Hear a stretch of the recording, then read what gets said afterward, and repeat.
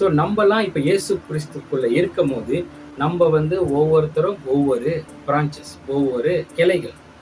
நம்ம அந்த ஃப்ரூட்டை கொடுக்கணும், அந்த கனிகளை கொடுக்கணும். நம்ம அந்த கனியை நம்ம கொடுக்கலன்னா நம்மள உடச்சி நெருப்புல தான் போடுவாருன்னு இயேசு கிறிஸ்து சொல்றாரு. இப்ப நம்ம அவரை நம்புறோம்னா இந்த வார்த்தையும் நம்ம நம்புறோம். ஓகே, இந்த வார்த்தையும் உண்மைதான். ஓகே, அந்த கனிகள் என்ன? ஓகே, சில பாஸ்டர்கள் சொல்லுவாங்க ஆத்மா ஆதாயம் தான் அந்த கனி. நம்ம வெளியே போயிட்டு ஒருத்தர் கூட்டிட்டு வந்தா அது ஒரு கனி அப்படின்னு நிறைய பேர் அப்படிதான் போதிச்சிருக்காங்க. என்கிட்ட அப்படிதான் சொல்லியிருக்காங்க. அந்த கனிகள் ஆத்மா ஆதாயம். எத்தனை கனிகள் நம்ம இயேசு கிறிஸ்துக்கு கொண்டு வரோம்னா சொல்லியிருக்காங்க. பட் உண்மையாகவே அதோட அர்த்தம் அது இல்லை. ஓகே, உண்மையாகவே அந்த கனிகள் ஆண்டவர் என்ன சொல்லியிருக்கிறாரு? நீங்க என் கூட இருக்கும் போது, என்னோட கிளைகளா இருக்கும் போது நீங்க அந்த கனியை கொடுக்கணும்.